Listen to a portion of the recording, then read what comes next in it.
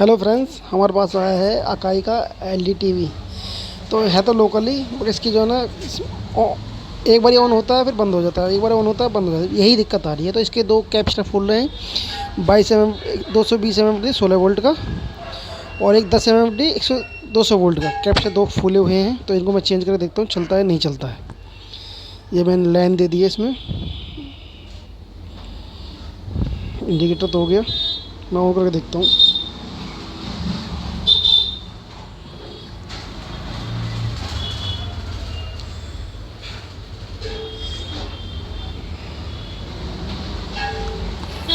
Set on हो गया है,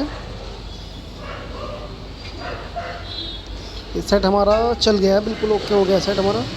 तो यही कैपेसिटर वगैरह ख़राब हो रहे थे तो चेंज कर दिया। तो एक बारी कुछ भी हो, एक बार देख लें कार्ड में बारीकी से, कोई दिक्कत चीज़ ख़राब तो नहीं हो रही, देखने से पता पड़ जाए। जो छोटी मोटी प्रॉब्लम आप घर पे ही आराम से तसल्ली से कर सकते हो। तो ये कैपेसिटर वगैरह कहीं भी नॉर्मली मिल जाते हैं, ये तो ज़्यादा खर्चा भी नहीं होगा, तुम्हारा काम भी हो जाएगा। तो